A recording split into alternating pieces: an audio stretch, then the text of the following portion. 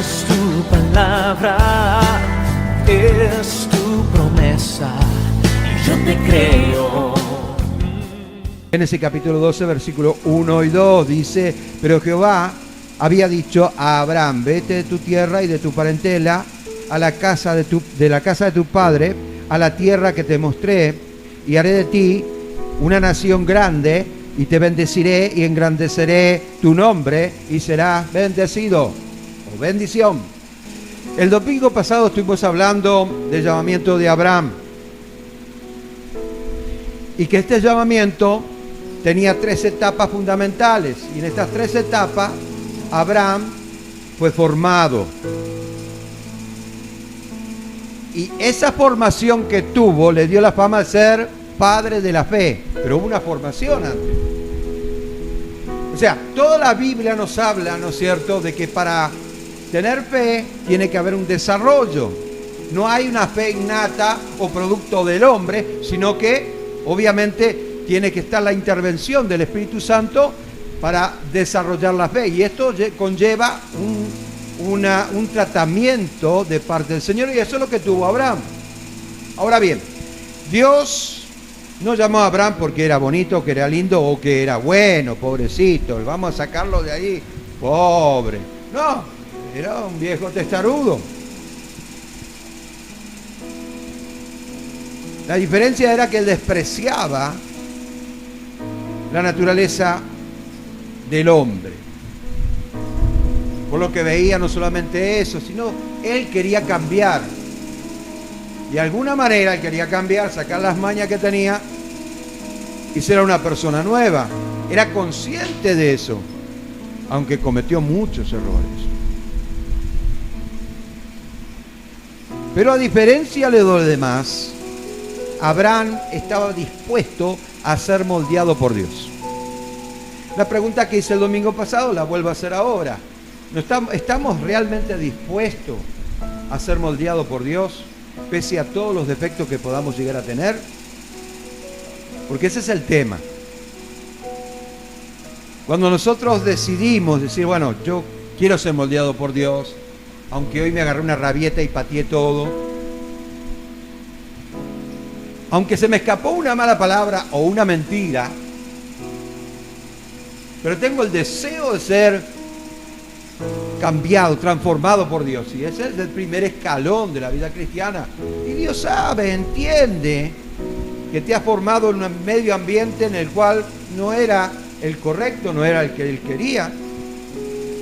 Y como consecuencia formaste un carácter que te identifica por lo que sos.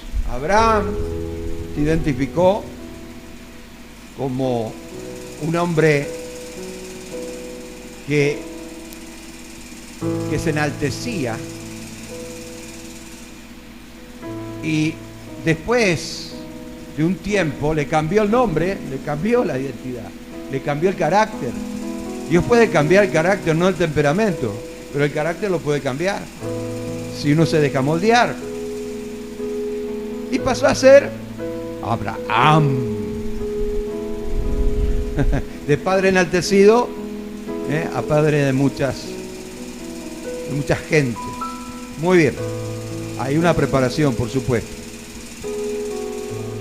Abraham, de la salida de Ur, levantó 3 altares que marcaron la diferencia de su vida. Siquem, Betel, Hebrón, estos 3 altares. Pero quiero primeramente hoy hablar del altar. O mejor dicho, dar a entender lo que significa altar. Pero vamos a seguir hablando sobre el tema de Siquem. Altar. Del latín altare.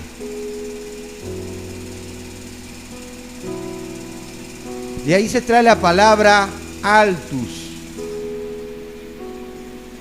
Altura, arriba, elevado.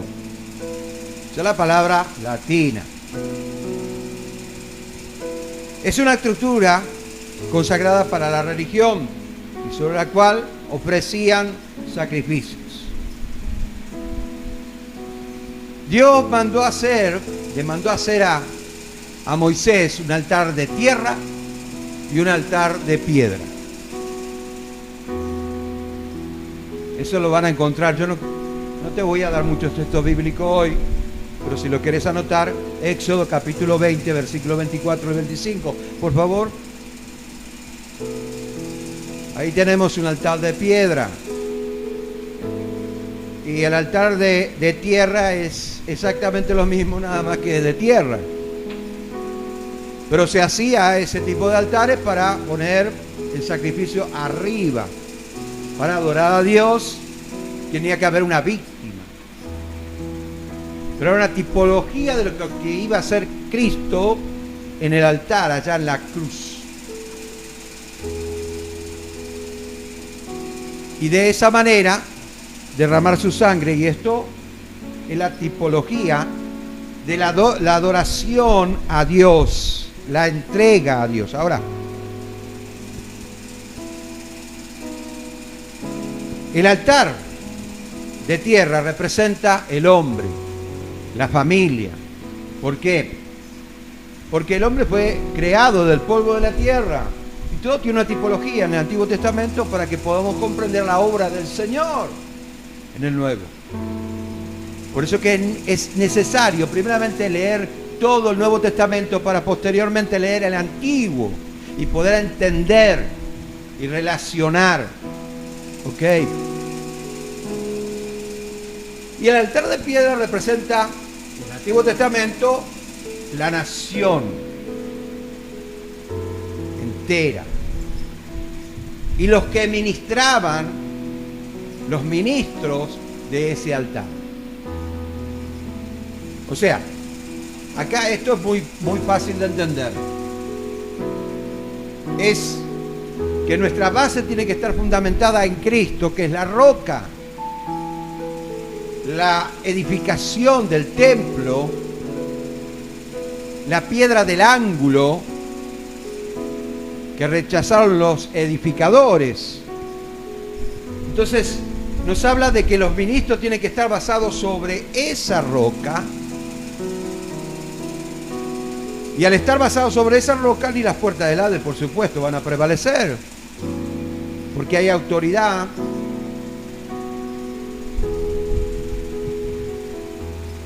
En el tabernáculo de reunión había 3 altares, por favor. Acá tenemos el primer altar. Éxodo capítulo 27, versículos 1 y 2. Este altar es el altar del holocausto.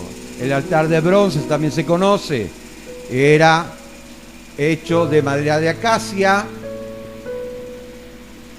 con un revestimiento de bronce.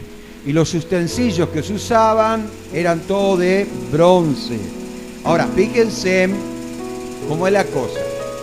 En primer lugar, la madera de acacia significa sacrificio.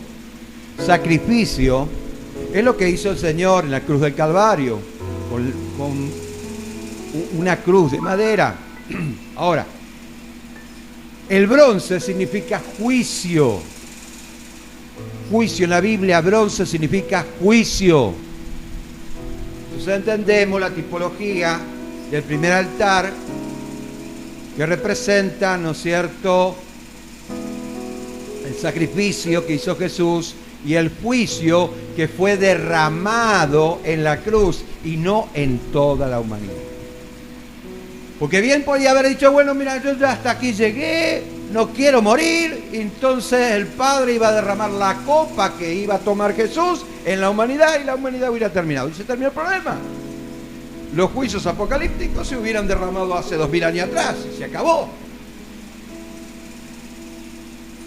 Entonces, se colocaba la víctima arriba, ¿no? Después de haber sacado la sangre, lo degüellan, le sacan la sangre, ¿no es cierto? Y obviamente lo cuerean, le sacan todas las entrañas y colocan y hacen un rico asadito. Porque eso se comía también. ¿Ok? Muy bien. El segundo altar es el altar del incienso. Acá tenemos el altar del incienso, Éxodo capítulo 30, versículo 1 al 6. Este altar también era de madera de acacia, pero hay una diferencia. El revestimiento era de oro. Oro. Había una diferencia grandísima. El oro representa la realeza y la madera, ya sabemos, sacrificios. Y el Señor dice, a los suyos fue y los suyos no lo recibieron, mas a todos los que lo recibieron les dio potestad de ser hecho hijo de Dios. La palabra potestad viene de la palabra griega exousia, que quiere decir que un derecho delegado, una palabra que se usaba, ¿no es cierto?, en lo jurídico para hablar de derecho a una persona. Entonces representa la realeza, como hijo de Dios, representamos la realeza y tenemos derecho y autoridad. ¿Ok?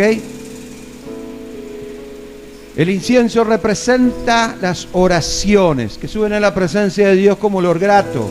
Y no solamente las oraciones, porque orar es hablar, pero si ese hablar no va de acuerdo con tu manera de ser o con tu caminar diario, obviamente lo que vas a largar es puro humo, pero no va a haber gracia, no va a haber olor grato.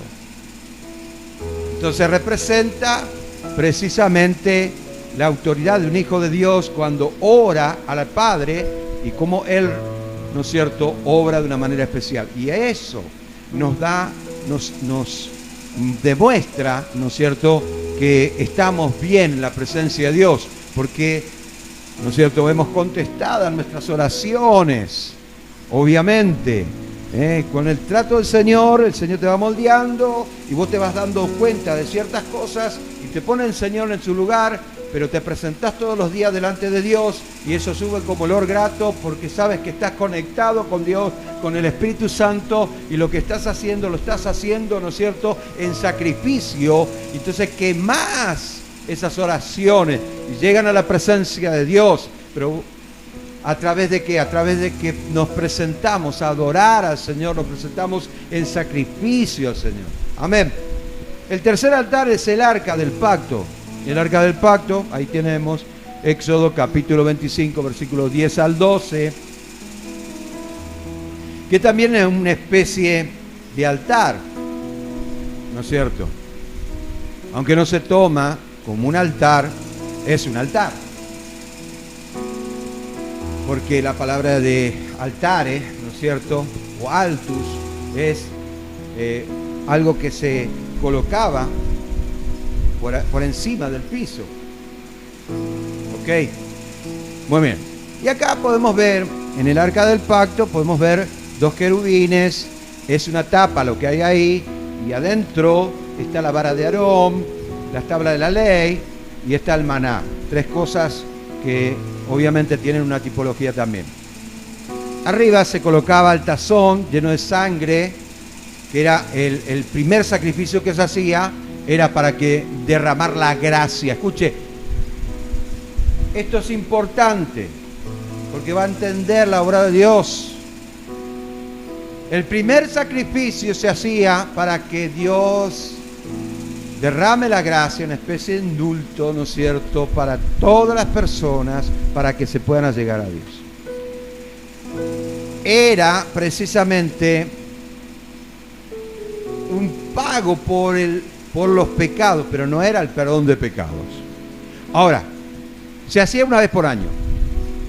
Ahora, la gente venía con su vaquita, con su corderito, con su palomita, al tabernáculo de reunión, también puede ser en el templo, obviamente, y llegaba con su torito, ese era un sacrificio aparte. ¿Por qué era un sacrificio aparte? Porque la salvación es unipersonal. Dios abre los cielos y hace un pacto anualmente en el Antiguo Testamento, pero después cada uno en forma individual tenía que presentarse delante de Dios como un sacrificio vivo para que pudiera recibir el perdón de pecado. Lo que hizo el Señor Jesús, el primer sacrificio. Pero cuando vamos a los pies del Señor, obviamente recibimos el perdón de pecado porque somos conscientes de que Él pagó un precio para que pudiéramos tener acceso al Padre, y a través de eso, obviamente, recibamos el perdón de pecado cuando aceptamos el sacrificio de Cristo en nuestra vida. La ubicación. Otro. Bien. Ahí tenemos el altar de bronce de entrada. Después había un lavacro que se lavaban las manos. De este lado tenemos, del lado izquierdo tenemos, ¿no es cierto?, el candelero de 7 brazos, que también tiene una tipología hermosa. Después tenemos la mesa de los panes de proposición del lado derecho. Enfrente tenemos el altar del incienso, y después de eso hay una cortina. Acá se hizo de esta manera para que puedan entender. Hay una cortina que tiene 5 columnas, también de madera de casa, revestida de oro, y las cortinas estaban con querubines. Y obviamente al entrar en ese lugar encontramos el arca del pacto. Esas son las 3 posiciones. Yo no estoy dando un estudio sobre el tabernáculo, pero quiero que entiendan lo que significa altar. Altar, altar, por favor. Tienen que entender. El término hebreo para altar es mizbah. Mizbah, que significa lugar de ofrenda o sacrificio. Lugar de ofrenda o sacrificio. Amén. Ahora bien, Abraham levantó 3 altares: Siquem, Betel, Hebrón. Vamos a empezar hoy con Siquem. Bien.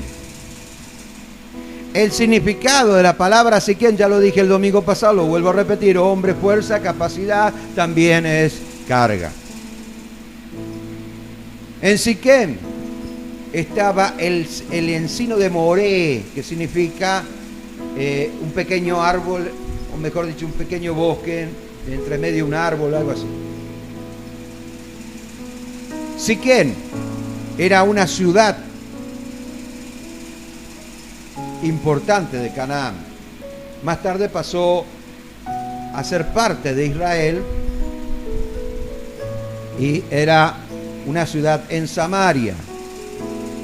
Samaria, Siquem, a ver, por favor, ahí está. Ahí lo tenemos a Siquem hoy. Siquem hoy. Las ruinas de Siquem. Aquí Abraham construyó su primer altar. Génesis capítulo 12, versículo 6 al 8. ¿Me van siguiendo? Buah. Siquem tenía un papel clave en la historia de Israel. Abraham levantó su primer altar, recibió la promesa.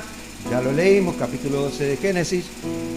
Aquí la gente, ¿no es cierto?, hizo pacto con Josué para servir al Señor en la tierra prometida. Josué capítulo 24, versículo 1 al 28. Aquí también vivió Jeroboam. ¿Quién era Jeroboam? Era el hijo de Salomón y fue el primer rey. Era el primer rey que dividió el reino del norte y el reino del sur. Primera de Reyes, capítulo 12, versículo 25. Yo les dicto el versículo bíblico, ustedes lo anotan y lo leen en su casa. Así que cuando hablamos de Siquem, hablamos de que Dios trata con el hombre para que deje de confiar en sí mismo y pase, ¿no es cierto?, a ser una nueva persona. El problema del hombre es el corazón endurecido. Que el hombre tiene el corazón endurecido por su naturaleza. Hay personas que si no cambian el corazón, obviamente. Por eso es que la Biblia habla del corazón, habla de las entrañas, habla de lo que es interiormente, su mundo interior. Habla de que tenemos que aceptar a Cristo en nuestro corazón. Pero eso también es una tipología. No es que Dios va a cambiar, va a hacer una operación y nos va a sacar el corazón.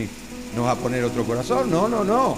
Está hablando de una tipología, ¿no es cierto?, de cambiar de actitudes porque reconocemos la obra de Cristo, porque nos hemos rendido ante su majestad, porque hemos entendido el propósito de Dios. Entonces eso hace que, ¿no es cierto?, le entreguemos nuestro corazón endurecido y lo cambie, lo transforme en un corazón, ¿no es cierto?, totalmente diferente.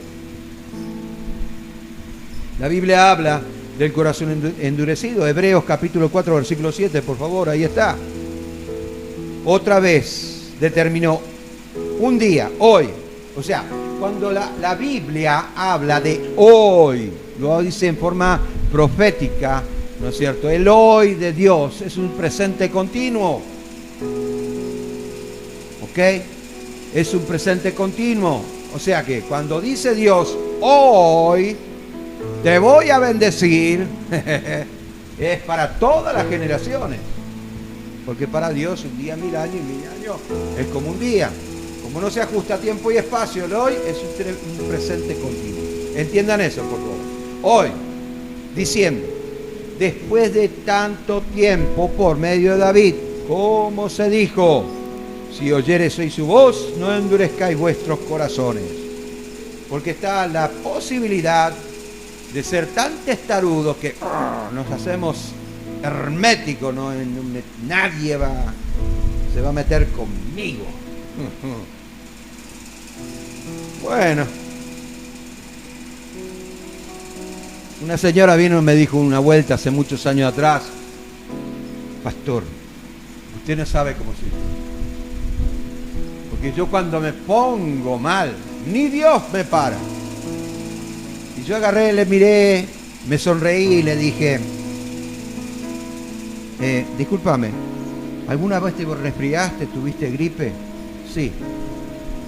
¿Y cómo me decís que Dios no te va a parar y un germen tan chiquito te paró? Hola.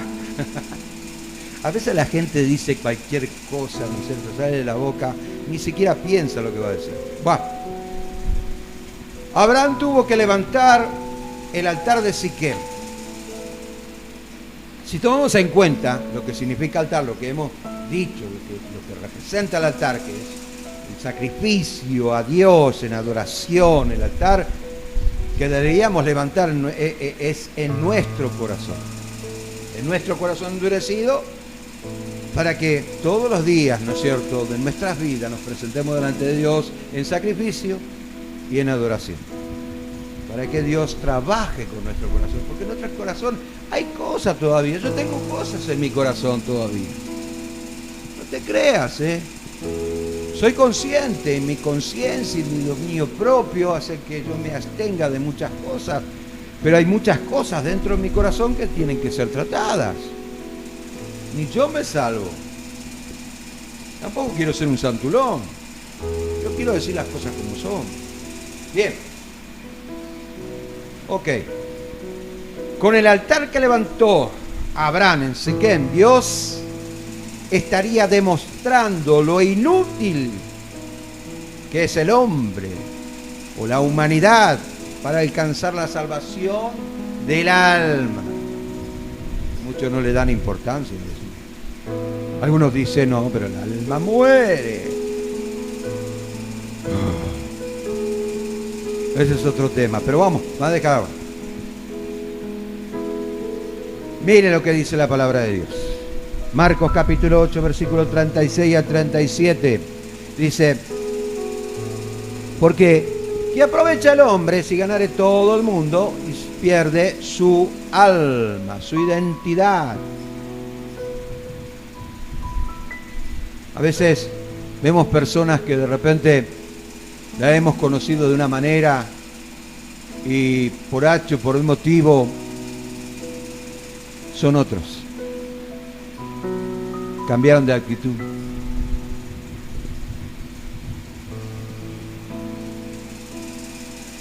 ¿Podrá el hombre de alguna manera ganar su alma? El versículo 37 dice: ¿o qué recompensa dará el hombre por su alma?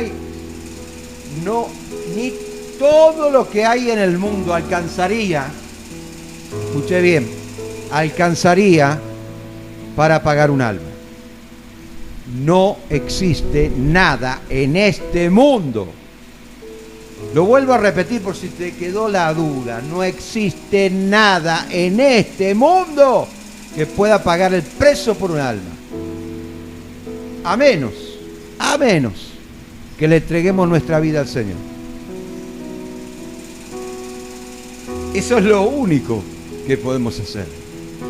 ¿Ok? Porque así como entregó la vida a Jesús, es otra tipología también. Ese es el cuerpo, nosotros somos los miembros del cuerpo de Cristo. Y Cristo murió, entregó su vida, el rescate por muchos. O sea, ahí nos está hablando de que Él pagó un precio. ¿Y qué estoy diciendo ahora? Que la única manera que podemos pagar un precio por nuestra alma es entregando nuestra vida al Señor. Ayepa. Muy bien. Un alma no tiene valor, y por eso no hay nada en este mundo que pueda dar en rescate de un alma, a no ser nuestra propia vida y la vida de Cristo como Cordero de Dios, que habilitó un indulto para que nosotros podamos tener acceso libre al Señor. Muy bien. Es por eso que necesitamos levantar un altar en Siquén, en nuestros corazones. Y acaba el postre. Ezequiel capítulo 11, versículo 19 al 20. Vamos, Ezequiel, todavía. Y les daré un corazón y un espíritu nuevo, y pondré dentro de ellos, y quitaré el corazón de piedra. O sea, acá el Señor sabe que vos tenés un corazón de piedra, que tenemos un corazón de piedra, de en medio de la carne, y daré un corazón de carne. Entiendo que es un corazón tierno, ¿no es cierto? Blandito, entendido, que no se endurece por la testarudez del hombre. Muy bien. Para que ande en mis ordenanzas y guarde mis decretos. Quiere decir que si yo no hago un trasplante de corazón, obviamente no voy a guardar ni sus decretos, ni sus mandamientos, ni sus leyes, ni nada por el estilo. Jamás va a ser eso. Decretos. Y los cumplo. Y me serán por pueblo y yo les seré por Dios. Ahí empieza una relación. Con el cambio de corazón hay una relación con Dios. Siquem demuestra el interés que Dios tiene hacia el hombre, pero también demuestra la entrega que debemos hacer todos los días en Siquén. Siquén es el altar de la renuncia. ¿Escuchó?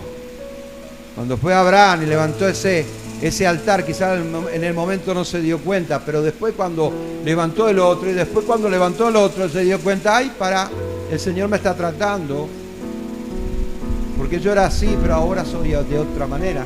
Antes era payuto, antes era orgulloso, testarudo.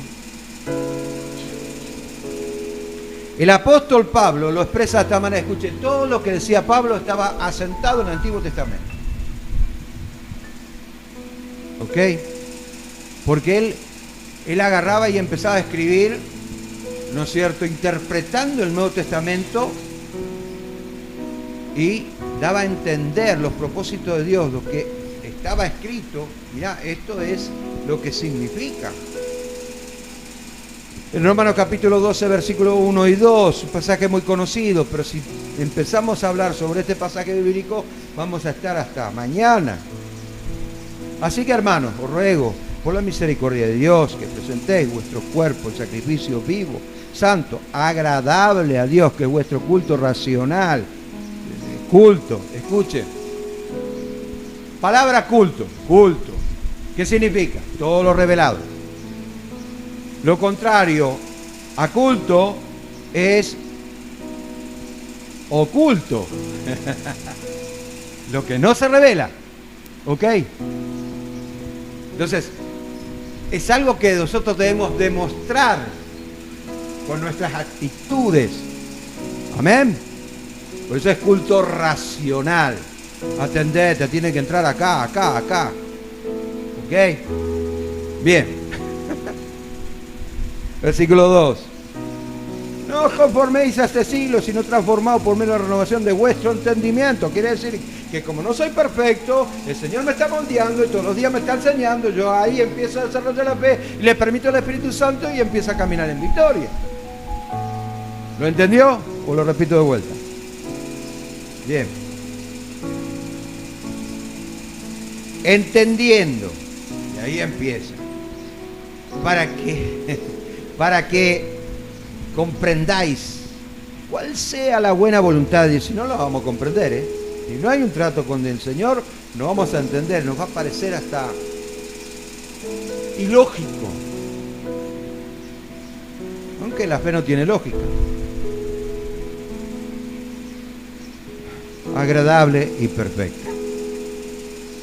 Un altar es un lugar donde se presenta el sacrificio todos los días en adoración a Dios. ¿Ok? Todos los días en adoración a Dios. Amén. Es tu promesa y yo te creo.